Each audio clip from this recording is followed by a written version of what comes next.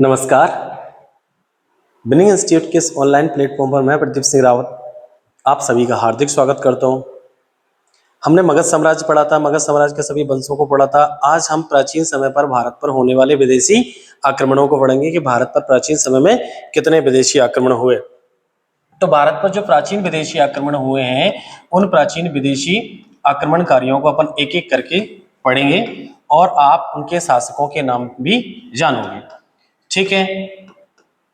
भारत पर होने वाले प्राचीन विदेशी आक्रमण। अब भारत पर जो प्राचीन विदेशी आक्रमण जो हुए थे, यानी कि जो एंशिएंट इन्वेंशन ऑफ या फॉरेन इन्वेंशन ऑफ इंडिया, यानी भारत पर जो प्राचीन विदेशी आक्रमण हुए हैं, इनको हम और बेहतरीन कंसेप्ट बनाने के लिए दो भागों में बांट देते हैं। ठीक है। दो भागों में क्यों बांट देते हैं? क्योंकि एक पहले हिस्से पर आक्रमण करेंगे वो, और एक दूसरे हिस्से पर। दूसरे हिस्से पर क्यों? क्योंकि जब भारत का उत्तर पश्चिम इलाका था, तो मान लीजिए कि हम ये आज के समय के भारत का एक मैप बना लेते हैं, और आज के समय के मैप के भारत के बाद यहाँ पर उस जमाने का भी एक मैप बना के, यानी पूरा वाला जो हिस्सा, इस हिस्से को पूरे को ये उत्तर पश्चिम भारत कहलाता था। इसको बोलते थे अपन उत्तर पश्चिम भारत। ठीक है। ये जो इलाका था ये उत्तर पश्चिम भारत कहलाता था, और ये पूर्वी वाला जो हिस्सा था, यहाँ पर एक राज्य था जिसे अपन मगध साम्राज्य बोलते थे। और मगध साम्राज्य के अंदर 6 वंश के राजा मैंने आपको पढ़ाए थे।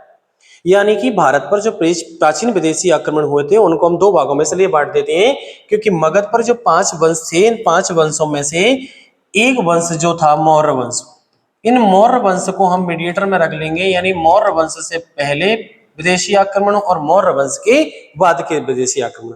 मौर्य वंश से यदि पहले विदेशी आक्रमण, तो हम विदेशी आक्रमणों को दो भागों में बांट देंगे, भाग नंबर 1 और भाग नंबर 2। ठीक है। जो पहले भाग में हम इनको पढ़ेंगे, तो प्रथम भाग में हम दो आक्रमणकारी पढ़ेंगे। एक पर्शियन लोग, पर्शियन पुराना नाम था ईरान का, वहां रहने वाले लोगों को पर्शिया कहते हैं, यानी पर्शिया के रहने वाले पर्शियन कहलाते थे। आज के समय पे इन्हें हम ईरान कहते हैं, या यहाँ के रहने वाले लोगों को ईरानी आक्रमण। यानी भारत पर जो सबसे पहले विदेशी आक्रमण हुआ था, वो किसने किया था? पर्शियन लोगों ने किया था। पर्शियन यानी ईरानियों ने किया था। तो इस पहले भाग में हमारा पहला नंबर ये हो गया। इसके बाद में दूसरा जो आक्रमण किया था हम पे, यूनानी लोगों ने आक्रमण किया था। और यूनान में कौन आएगा? सिकंदर।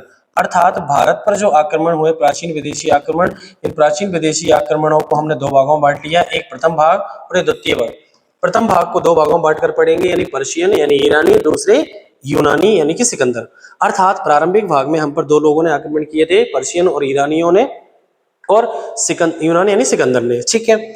इसके बाद में भारत में सिकंदर के आक्रमण के कुछ दिनों बाद, यानी कि सिकंदर ने भारत पर आक्रमण करने के बाद में भारत में एक बड़ा साम्राज्य बस गया था, जिसे मौर्य साम्राज्य कहते हैं। और मौर्य साम्राज्य ने भारत में इतनी शक्ति प्राप्त कर ली थी कि कोई भी विदेशी आक्रमणकारी उस समय तक, जब तक चंद्रगुप्त मौर्य, उनका बेटा बिंदुसार, और बिंदुसार के बाद में अशोक जब तक राजा रहेगा, तब तक किसी ने भारत पर आक्रमण नहीं किए। लेकिन जैसे ही मौर्य साम्राज्य टूटा, मौर्य साम्राज्य पर मैंने आपको जो वीडियो डाल दी है वो दो मगध साम्राज्य के बारे में, आप उनको जरूर देख लेना, सारे वंशों को।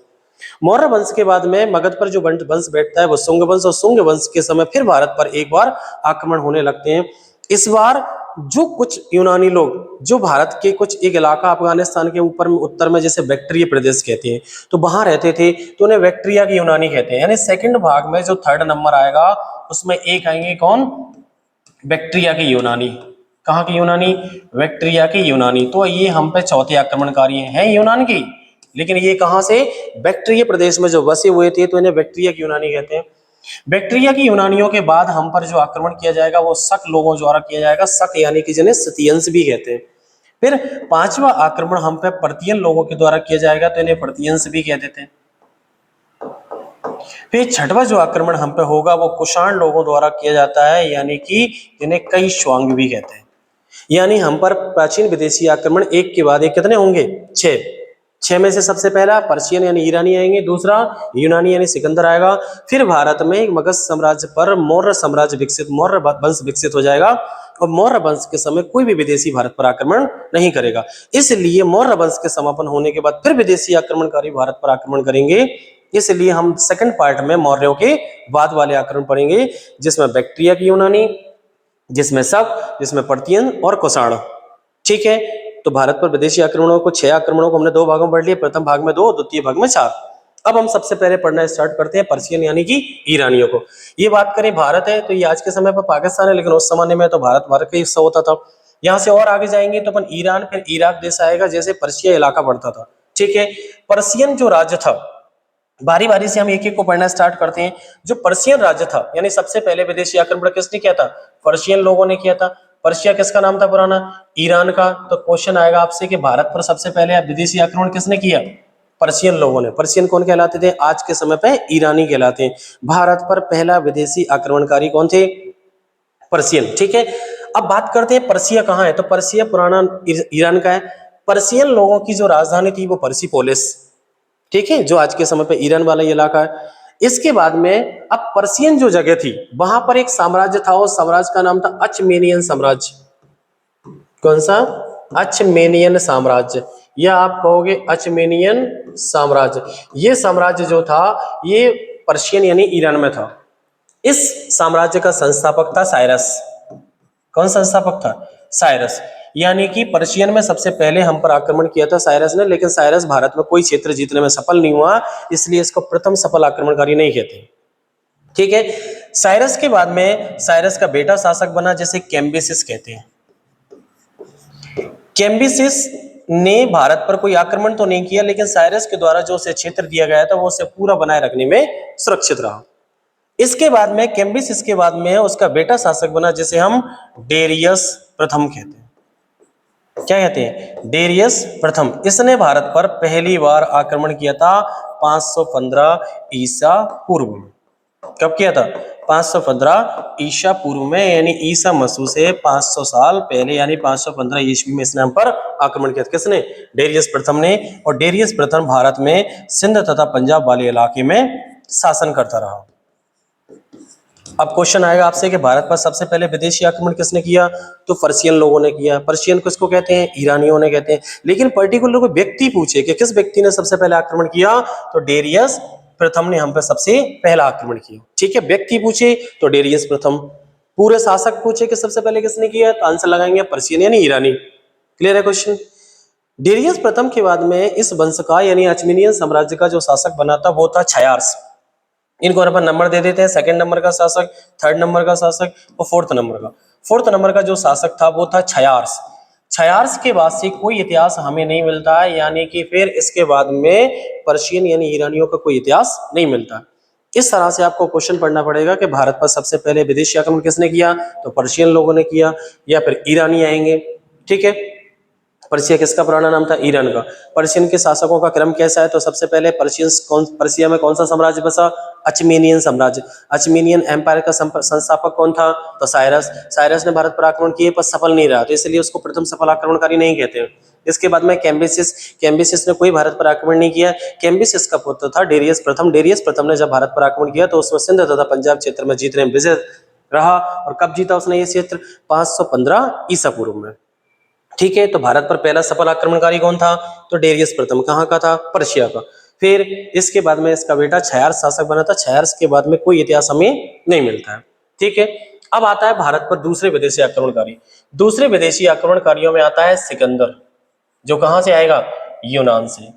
ठीक है, कहां से आएगा? यूनान से, जिसे अपन क्या कहेंगे? सिकंदर। ठीक है, सिकंदर हम कहते हैं, उसका मूल नाम क्या है? अलेक्जेंडर। क्या नाम है? अलेक्जेंडर। यानी कि अलेक्जेंडर ही क्या कहलाता है? सिकंदर कहलाता है। कहां से आया था भारत में? यूनान से। यूनान कहां है? तो यूरोप महाद्वीप का एक देश। ठीक है, अब जब क्वेश्चन आएगा आपसे कि हम पर दूसरा आक्रमण किसने किया था, तो यूनानियों ने किया था। लेकिन अगर क्वेश्चन है कि प्रथम यूरोपीय आक्रमणकारी कौन था, तो प्रथम यूरोपीय आक्रमणकारी यही था, क्योंकि जो पर्शिया इलाका था वो एशिया में ही पड़ता है, तो वो एशिया से आक्रमण हुए थे। और ये हम पर कैसा था? प्रथम यूरोपीय आक्रमण था। कौन सा? प्रथम यूरोपीय आक्रमण। कंसेप्ट क्लियर करके रखना, जो क्वेश्चन पूछा जाए वही आंसर लगाना है। प्रथम यूरोपीय आक्रमणकारी आंसर आएगा तो फिर क्या आंसर आएगा? सिकंदर आएगा। और कहां से आया था? यूनान से। ठीक है, और अगर क्वेश्चन आया डायरेक्ट भारत पर पहला विदेशी आक्रमण किसने किया, तो पर्शियन ने। पहला विदेशी आक्रमणकारी व्यक्ति कौन था? तो डेरियस प्रथम था। पहला विदेशी आक्रमणकारी यूरोपीय कौन था? तो फिर सिकंदर आएगा। ठीक है, यूरोपीय देश कौन से थे? तो यूनान थे। यूनान का एक और नाम है ग्रीक। इसी को क्या कहते हैं? ग्रीक। ये वही ग्रीक है जो किसकी भूमि है? सुकरात की। सुकरात का शिष्य प्लेटो, प्लेटो का शिष्य अरस्तु, और अरस्तु का शिष्य रहेगा फिर सिकंदर। ठीक है, अब जानते हैं हम सबसे पहले यूनानियों के बारे में। ठीक है, यूनानियों के बारे में बात करें तो सबसे पहले यूनानियों में एक जगह, यानी कि यूनान में एक जगह पड़ती है जिसे कहते हैं मकदूनिया। मकदूनिया जो जगह थी वो यूनान में पड़ती थी और मकदूनिया का राजा था फिलिप। मकदूनिया का राजा फिलिप, और मकदूनिया का जो राजा था फिलिप, इसने लगभग 359 ईसा पूर्व के आसपास मकदूनिया साम्राज्य, जैसे आज के समय पर मैसेडोनिया भी कह देते हैं, इसको खूब सारा विकसित किया और एक बड़ा साम्राज्य बसाया। कहां पर? यूनान में। मैसेडोनिया को अपनी राजधानी बनाया था और मकदूनिया का खूब सारा विकास किया। ठीक है, और इसी फिलिप के यहाँ पे 356 ईसा पूर्व में 356 ईसा पूर्व में एक व्यक्ति का जन्म हुआ जिसे आप सिकंदर कहते हैं आज के समय पे। तो सिकंदर किसका बेटा था? मकदूनिया या मैसेडोनिया के राजा फिलिप का पुत्र था। ठीक है, इसके बाद में 336 ईसा पूर्व में, कब? 336 ईसा पूर्व में, 336 ईसा पूर्व में मृत्यु हो गई किसके? मैसेडोनिया के राजा फिलिप की।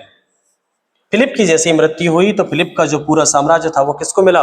उसके पुत्र यानी कि सिकंदर को। तो आपसे क्वेश्चन आएगा कि सिकंदर प्रारंभ में कहां का राजा था? तो मकदूनिया का राजा था। सिकंदर की प्रतिभा, सिकंदर की वीरता, सिकंदर का साहस सबको पता था, क्योंकि वो किसका शिष्य था? अरस्तु का। अरस्तु दुनिया के कुछ महान व्यक्तियों में से एक है। अरस्तु ने उसे सारे सैनिक, सारे शासक बनने के गुण सिखा रखे थे। 20 वर्ष की उम्र में वो मकदूनिया का राजा बना। उसने अपने पिता के जितने भी हत्यारे थे या पिता के जितने भी दुश्मन थे, एक के बाद सबको हराया और मैसेडोनिया साम्राज्य को उस समय पर सबसे बड़ा साम्राज्य बसा लिया। मैसेडोनिया साम्राज्य में जब वो शासन कर रहा था, इसी बीच में 334 ईसा पूर्व में, कब? 334 ईसा पूर्व में सिकंदर के मन में ख्याल आया कि विश्व विजय अभियान पर जाना, यानी पूरी दुनिया जीतनी है। अब चूंकि गुरु कौन था? सिकंदर। सिकंदर के गुरु कौन थे? प्लेटो। प्लेटो का गुरु कौन था? सुकरात। इस तरह से ये कुछ बहुत विद्वान व्यक्ति थे यूनान के। इन व्यक्तियों को ये पता था कि दुनिया पूरी पूरब साइड है, पश्चिम में कोई दुनिया नहीं है। जब सिकंदर ने अरस्तु से पूछा कि किस साइड आक्रमण किया जाए, तो उसने बताया कि जो दुनिया है वो पूरी पूरब साइड से है, इसलिए सिकंदर पूरब की ओर चल दिया। मैं काल्पनिक एक मैप बनाऊंगा, अभी उसको आप देखना, फिर मैं अपन पर्सनल एक जो वास्तविक मैप बनाएंगे पूरा। तो 334 ईसा पूर्व में सिकंदर ने, या जिसे अपन क्या कहते हैं, अलेक्जेंडर ने विश्व विजय अभियान छेड़ दिया। कौन सा अभियान? विश्व विजय अभियान। जिस उम्र में हम 20 साल की उम्र में ये सोचते रहते हैं कि कोई भी व्यक्ति हमसे बातचीत कर ले, कोई भी हमसे फूल ले ले, उस जमाने में सिकंदर सारी सेना लेके कहां चल रहा है? विश्व विजय अभियान की ओर। यानी किसको जीतना है? पूरे विश्व को जीतना। अपने विश्व विजय अभियान का सबसे पहला हिस्सा था उसका मकदूनिया, तो उसने सबसे पहले किसको जीता? मकदूनिया को, यानी इसे आज के समय पर मैसेडोनिया कहते हैं। मकदूनिया को जीतते हुए फिर वो आगे बढ़ा और आगे पहुंचा एशिया माइनर पर। एशिया माइनर कौन सा इलाका है? तो एशिया माइनर वो इलाका है जहां आज के समय पर तुर्की, मिस्र का जो इलाका है, यानी जो एशिया का कुछ हिस्सा जाके अफ्रीका महाद्वीप से मिलता था, उस हिस्से को कहते थे एशिया माइनर, जहां पर इजराइल, तुर्की, ये वाले जो देश हिस्से थे उसे एशिया माइनर कहते थे। तो मकदूनिया को जीतता हुआ कहां पहुंचा? Asia minor. और एशिया माइनर को जीतने के बाद में अभी आगे ना जाके ऐसे वापस लौटेगा इसी रास्ते से और मिस्र जा पहुंचेगा। यानी कहां? मिस्र में। मिस्र को हम क्या कहते हैं? इजिप्ट। यानी सिकंदर कहां पहुंच गया जीतते हुए? मकदूनिया। मकदूनिया से एशिया माइनर, एशिया माइनर से मिस्र, और मिस्र में उसने एक विक्टोरिया नदी से, यानी कि नीचे से हिस्से से एक नदी आती है, मिस्र से निकल कर जाती है, भूमध्य सागर में गिरती है, जिसे हम नील नदी कहते हैं। और इसी नील नदी की जगह पर उसने एक शहर बसाया जिसका नाम था अलेक्जेंड्रिया। अपना जीवन भर की एक, अपन कह सकते हैं, नई पहचान, विश्व में आज भी जाना जाता है कि अलेक्जेंड्रिया शहर किसने बसाया था? सिकंदर ने। शायद वहां के रहने वाले लोग उतने भी साहसी होंगे, क्योंकि किसने बसाया इस शहर को? सिकंदर ने। सिकंदर इस शहर को बसा के फिर यहां से मिस्र को जीतता हुआ फिर वापस इसी मार्ग से फिर लौट गया, और इस मार्ग से लौटते हुए फिर कहां आ गया? ये यहीं वापस एशिया माइनर पे। एशिया माइनर से फिर यहां से आगे निकलकर सिकंदर और आगे, क्योंकि सब जितना भी यूरोप वासी जानते थे, उस यूरोप वासियों को से ये पता था कि दुनिया कहाँ है? पूरब की ओर। अब वो दक्षिण की ओर ना जाके दोबारा वापस मुड़ के इसी रास्ते से फिर चल दिया। इस रास्ते से जब आगे गया तो यहाँ उसे पूरी फारस की खाड़ी, फारस की खाड़ी में उस समय एक बड़ा साम्राज्य विकसित था जिसे हमने पढ़ा था, अचमेनियन साम्राज्य। अचमेनियन साम्राज्य का संस्थापक कौन था? वही साइरस। तो पर्शियन लोग वहां रहते थे। पर्शियन लोगों की राजधानी थी पर्सिया, ठीक है, यानी फारस की खाड़ी के आगे वाले इलाके पर पर्शियनों का राजा था। और पर्शियन राजा उस समय था डेरियस तृतीय। कौन शासन कर रहा था? डेरियस तृतीय। डेरियस तृतीय जब उस समय अश्मीनियन साम्राज्य में राज कर रहा था, उसी समय सिकंदर की सेना फारस की खाड़ी होते पर्शिया पहुंची। और पर्शिया में सिकंदर और किसके बीच में? डेरियस तृतीय के बीच में एक युद्ध हुआ, और उस युद्ध को कहते हैं हम अरुवेला का युद्ध। कौन सा युद्ध है? अरुवेला का युद्ध। और ये अरुवेला का जो युद्ध हुआ वो 331 ईसा पूर्व में हुआ। किस युद्ध में? 331। ऐसा माना जाता है इस युद्ध में डेरियस तृतीय की तरफ से भारत की सेना भी लड़ रही थी, इसलिए भारत की सेना उसके, क्योंकि उन लोगों ने पहले ही भारत को जीत लिया था। सिकंदर की सेना ने डेरियस तृतीय को बहुत बुरी तरह हराया, बहुत सारे लोग इसमें मारे गए। सिकंदर की सेना ने पर्शिया की राजधानी पर्सिपोलिस में जाके आतंक का राह मचाई, कई लोगों को कत्लेआम की, कई लोगों को लूटा। पर्सिपोलिस को लूटने के बाद अब सिकंदर यहां से आगे की ओर बढ़ रहा है। हम काल्पनिक मैप को यहां से आगे ले चल रहे हैं, फिर फारस की खाड़ी को जीतता हुआ वो कहां बढ़ा? आगे की ओर।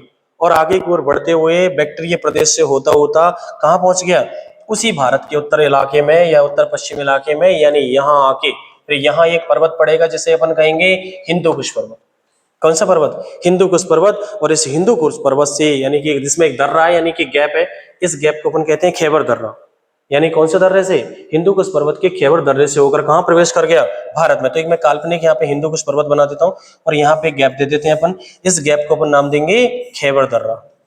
यानी किस दर्रे से होकर? आज के समय पे ये पाकिस्तान में है। दर्रा मतलब गैप या पास होता है, जिससे अपन एक पहाड़ी मार्ग से दूसरे इलाके पर जाते हैं, वो दर्रे या गैप या पास कहलाते हैं। यानी दर्रा क्या होता है? पहाड़ी इलाकों में एक साइड से दूसरे साइड जाने वाले मार्गों को गैप या पास या फिर दर्रे भी कहते हैं। खैबर दर्रे से होकर कहां प्रवेश कर गया? भारत में। भारत में जिस जगह से प्रवेश करा था उसे उत्तर पश्चिम इलाका कहते हैं। जब भारत में सिकंदर आया तब 326 ईसा पूर्व का समय था। कितना समय था? 326 ईसा पूर्व में। यानी कि भारत के इस 326 ईसा पूर्व में जब यह भारत आया था, तब भारत के पूर्वी वाले इलाके पर, इस पूर्वी वाले इलाके पर मगध साम्राज्य पनप रहा था। और मगध साम्राज्य का राजा था धनानंद। कौन राजा था? धनानंद। यहाँ मगध साम्राज्य में एक नंद वंश था, और नंद वंश का राजा कौन था? ठीक है, धनानंद। और ये वाला जो इलाका आज के समय पर हम पाकिस्तान बनाते हैं, ये पाकिस्तान ना होगी, उस समय इंडिया ही था, क्योंकि पाकिस्तान तो 14 अगस्त 1947 को बनेगा। तो इस इलाके पर सिकंदर यहां से आता हुआ भारत में इस हिंदू कुश पर्वत से इस इलाके पे, अब यहां से ऐसे एक बड़ी सी नदी बहेगी सिंधु। सिंधु के बाद उसके 5 सहायक नदियां झेलम, चेनाब, रावी, व्यास और सतलुज। सिकंदर की सेना यहां से आगे बढ़ती हुई यहां आई, और यहां पर एक सिंधु नदी से बीच में और एक झेलम नदी के बीच में एक प्रदेश था, वो था तक्षशिला। क्या था? तक्षशिला। और तक्षशिला का राजा था उस समय पर आम्बी। आम्बी ने सिकंदर का खूब सारा स्वागत किया, क्योंकि सिकंदर के आने से पहले ही उसने क्या कर दिया था? आत्मसमर्पण। आपसे क्वेश्चन पूछा जाएगा कि भारत का ऐसा कौन सा शासक था या कौन सा राजा था जिसने सिकंदर के आने से पहले ही आत्मसमर्पण कर दिया था? तो कौन था? आम्बी। आम्बी कहाँ का राजा था?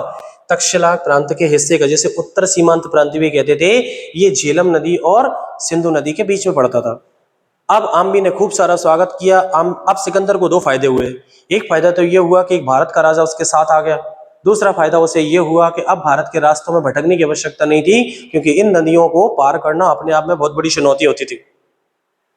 सिकंदर की सेना सिंधु नदी को पार करके झेलम नदी तक आ पहुंची थी, और आम्बी उसका साथ दे रहा था। आम्बी ने उसके तक्षशिला में बुलाकर उसका खूब सारा स्वागत किया। तक्षशिला उस समय ज्ञान, विज्ञान, चिकित्सा, व्यापार आदि का सबका केंद्र थी। तक्षशिला पर किसका कब्जा हो गया? सिकंदर का, क्योंकि आम्बी ने उसका खूब आत्मसमर्पण स्वागत किया। अब जो झेलम नदी है, इस झेलम नदी से नीचे एक और नदी बहेगी जिसे चेनाब, और झेलम और चेनाब के नीचे और इनके बीच में एक प्रदेश पड़ता था जिसे कहते थे अपन कैकाई प्रदेश। कैकाई प्रदेश। और कैकाई प्रदेश का राजा था पोरस। और पोरस और आम्बी की पहले से ही दुश्मनी थी, तो सिकंदर ने अपनी सेना को झेलम नदी के किनारे पर आके 2 भागों में बांट दिया। एक भाग से कहा कि वो उत्तर साइड से जाए, और एक भाग दक्षिण साइड से। उत्तर साइड से सिकंदर स्वयं अपनी सेना का नेतृत्व कर रहा था, जबकि दक्षिण साइड से उसके 2 सेनापति नेतृत्व कर रहे थे, और ये झेलम नदी के किनारे पर आ पहुंचे। झेलम नदी को हम हाइडेस्पीस या फिर बेतस्ता भी कहते थे। हाइडेस्पीस या बेतस्ता की। अब झेलम नदी के किनारे से आगे बढ़ना, तो झेलम और किनारे के बीच में कैकाई प्रदेश पड़ता था। कैकाई प्रदेश का राजा था पोरस। झेलम नदी के किनारे पर सारी सेना इकट्ठी हो गई, आम भी उसका साथ दे रहा है सिकंदर का। अब सिकंदर को आगे भारत में बढ़ना है, क्योंकि उसे आगे को पहुंचना है। उसे पता था कि पूरब में ही दुनिया है, जबकि जितनी दुनिया उसे बताई गई थी उसमें से वो लगभग 50% जीत चुका था। अब झेलम नदी पार करके उसे पोरस से लड़ाई करनी थी। पोरस जिसे अपन पूर्व अभिसार राज्य का राजा था। सिकंदर की सेना भारत में प्रवेश जब से कर रही थी तब से कई कबीलों से पहले से ही लड़ाई झगड़े हो चुके थे, तो सिकंदर की सेना पहले भी बहुत सारे कबीलों से परेशान होकर आई थी। आम भी ने आत्मसमर्पण कर ही दिया था। अब पोरस के बीच में और राजा सिकंदर के बीच में युद्ध हुआ, जिसे अपन वितस्ता का युद्ध कहते हैं। क्या कहेंगे? वितस्ता का युद्ध। वितस्ता यानी कि झेलम का युद्ध। इस झेलम के युद्ध में, क्योंकि झेलम नदी का नाम है वितस्ता, तो झेलम के युद्ध में दो पक्ष थे, एक पक्ष राजा पोरस और एक पक्ष में, अब चूंकि सिकंदर इस साइड से आ रहा था तो सिकंदर इस साइड ही था पश्चिम में, और पूरब साइड में कौन थे? पोरस। पोरस की सेना झेलम नदी के इस साइड, सिकंदर की सेना झेलम नदी के पश्चिम साइड में। अब सिकंदर जब सेना झेलम नदी को पार करे तब पोरस के राज्य पर आक्रमण किया जाए। तो पोरस ने क्या किया, पूरी सेना को झेलम नदी के किनारे पर रखा, ताकि अगर सिकंदर की सेना पार करके आगे भारत में घुसती है तो आक्रमण किया जाएगा। इसी बीच में बहुत तेज बारिश होने लगी। बारिश होने की वजह से नदियां उफान पर आने लगी और फिर उस इलाके में बाढ़ आ गई। अब बाढ़ आने के बाद में पोरस को यह लगा कि इस समय पर सिकंदर की सेना आक्रमण कर नहीं सकती है, क्योंकि ये इलाका तब कैसा हो चुका है, पूरी तरह से बाढ़ग्रस्त हो चुका है। रात का समय था। सिकंदर इतना महान, इतना साहसी व्यक्ति था कि जो व्यक्ति यूनान से भारत आ सकता है, क्या वो एक झेलम नदी पार नहीं कर सकता? पोरस इस बात को भूल चुका था। सिकंदर ने अंधेरे में ही रात को क्या कर लिया, झेलम नदी को पार कर लिया और पोरस की सेना पर आक्रमण कर दिया। सिकंदर की जो सेना थी वो घोड़ों से और आधुनिक हथियारों से लैस थी, जबकि भारत के राजा सिकंदर की जो पोरस की सेना थी वो हाथियों से और रथों से लड़ रही थी। हाथियां चूंकि पानी की वजह से उनको ज्यादा दिक्कत आ रही थी चलने करने में, क्योंकि वजन काफी ज्यादा होता है। रथों को मोड़ा इतनी जल्दी जा नहीं रहा था। युद्ध लगभग बहुत लंबे समय नहीं चला, कुछ ही समय में राजा पोरस क्षतिग्रस्त हो गए और इस युद्ध को हार गए। जब राजा पोरस हार चुके थे, उनका शरीर पूरा लोहू लोहान था, इस अवस्था में उन्होंने आम्बी पर आक्रमण एक बार किया, क्योंकि आम्बी वही गद्दार था जिसका देशद्रोह जो उस समय किया गया था वो स्वीकार नहीं है। शायद उस समय आम्बी अगर देशद्रोह ना करता या देश के साथ गद्दारी ना करता तो शायद सिकंदर जो महान कहलाता, आज सिकंदर महान ना कह रहा, पोरस महान कहला रहा होता। लेकिन समय को जो स्वीकार होता है, इतिहास में जो हो चुका होता है वही पढ़ते हैं हम। जो होना होगा या शायद वायद का इसमें कोई अर्थ नहीं रहता। इसमें जो हो चुका है वही आपको पढ़ना पड़ा। पोरस हार गया। पोरस को हारने के बाद में चूंकि एक राजा था तो फिर इसे सिकंदर की सेना के सामने यानी सिकंदर के सामने पेश किया गया। सिकंदर ने जब पूछा राजा पोरस से कि तुम्हारे साथ क्या किया जाए, तो सिकंदर ने पोरस ने यही कहा कि एक राजा के साथ जैसा व्यवहार राजा करता है आप मेरे साथ वैसे व्यवहार कीजिए।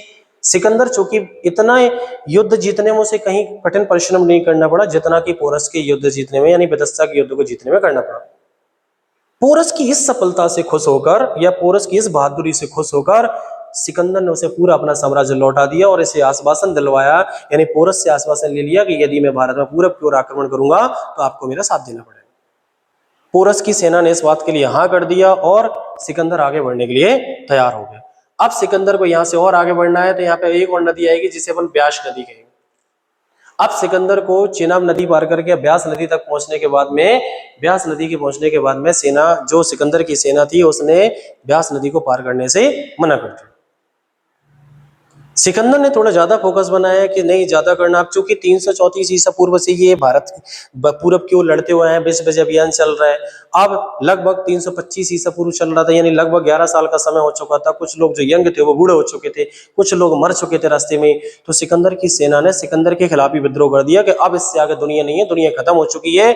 बाद में अब चूंकि सिकंदर का शरीर भी बहुत क्षतिग्रस्त हो चुका था, सिकंदर अब चूंकि अरस्तु ने उसे पहले ये बात सिखाया था कि जिस दिन आपकी सेना आपके साथ खड़ी हो जाए या आपके खिलाफ खड़ी हो जाए, आपके साथ खड़ी है तो सेना आपको दुनिया जिताएगी, आपके खिलाफ खड़ी है तो दुनिया में आप कुछ नहीं जीत पाओगे। अरस्तु जैसे महान गुरु का जो संकल्प था उसे अरस्तु ने सिकंदर ने दोहराया और अपनी सेना को वापस लौटने का आदेश दे दिया।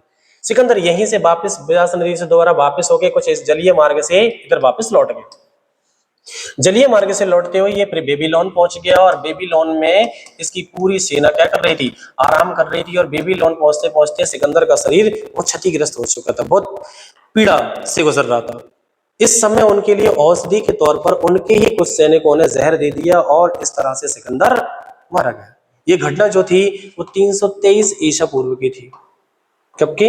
330 ईसा पूर्व। 330 ईसा पूर्व में कौन मारा गया? अशोक, सॉरी सिकंदर।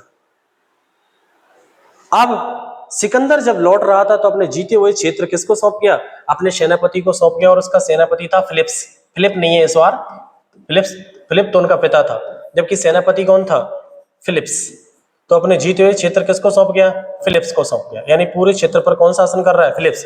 और कुछ जीते हुए क्षेत्र वो एक अन्य व्यक्ति को दे गया जिसका नाम था सेल्यूकस निकेटर। किसको दे गया? Seleucus Nicator. अब सेल्यूकस निकेटर को जो क्षेत्र दे गया, तो सेल्यूकस निकेटर के क्षेत्र के पास में पीछे, यानी कि अपन और जाए पाकिस्तान से पश्चिम में, तो पर्शियन का जो इलाका था उसके पास में बैक्ट्रिया, पर्थिया और सीरिया वाला इलाका सेल्यूकस निकेटर के पास ही था। अब उस समय जब भारत में कौन रह रहे थे? जब इस समय पे इस वाले इलाके में मान लीजिए कि अपन यानी कि जो यूनानी बच गए थे वो रह रहे थे, और इस वाले इलाके पर नंद वंश का राजा तो धनानंद था, जो कि सिकंदर के समकालीन था। ये धनानंद की हत्या करके किसने? चंद्रगुप्त मौर्य ने। और भारत पर कौन सा वंश बसा लिया? मौर्य वंश की स्थापना कर दी। इस तरह से चंद्रगुप्त मौर्य, यहाँ पर चंद्रगुप्त मौर्य बैठ गए, यानी यहाँ पे मौर्य वंश चलने लगा। क्वेश्चन आएगा आपसे, सिकंदर के समय मगध का राजा कौन था? तो नंद वंश का राजा धनानंद था। ठीक है। अब क्या था? मगध में कौन सा राज्य पनप रहा था? मगध साम्राज्य था। लेकिन मगध का वंश कौन सा आ गया? मौर्य साम्राज्य आ गया। किस वंश को पतन करके? नंद वंश को पतन करके। ठीक है। अब भारत के इस इलाके में कौन आ रहा है? मगध राजा, और मगधों के राजा कौन? मौर्य, चंद्रगुप्त मौर्य। तो इधर वाले इलाके पर मैं मैप बना देता हूं, आप उस मैप को दोबारा देख लेना एक बार। चंद्रगुप्त मौर्य शासन करने लगा है, और उधर पश्चिमी इलाके पर कौन थे? कुछ यूनानी रह रहे थे। बाद में चंद्रगुप्त के समय, अब चूंकि चंद्रगुप्त जो था वो कौटिल्य का था। कौटिल्य का मतलब इसके शिक्षक कौन थे? कौटिल्य। कौटिल्य ने सारा ज्ञान इनको। कौटिल्य कौन था? तो एक तक्षशिला में जो प्राध्यापक जिसे अपन कहते हैं, यानी कि आचार्य थे तक्षशिला के। तक्षशिला के एक ब्राह्मण ने, चाणक्य कौटिल्य ने, एक व्यक्ति को मगध के राज्य पर बैठा दिया, चूंकि मगध का राज्य पढ़ना नहीं है, विदेशी आक्रमणकारी पढ़ रहे हैं। अब क्या था? चंद्रगुप्त मौर्य के समय पे जो कुछ यूनानी बच गए थे, उनमें से एक यूनानी ने, जिसका नाम था सेल्यूकस निकेटर, उसने 305 ईस्वी पूर्व में भारत पर क्या कर दिया? आक्रमण कर दिया। नाम क्या था? Seleucus Nicator. इसने भारत पर क्या किया? आक्रमण किया दोबारा, मौर्य, चंद्रगुप्त मौर्य के समय। जब चंद्रगुप्त मौर्य ने इसे बहुत बुरी तरह हराया, किसको? सेल्यूकस निकेटर को। और सेल्यूकस निकेटर ने हाल ही किसके साथ संधि कर ली? चंद्रगुप्त मौर्य के साथ, क्योंकि ये तो यूनानी थे, संधि करने में माहिर थे।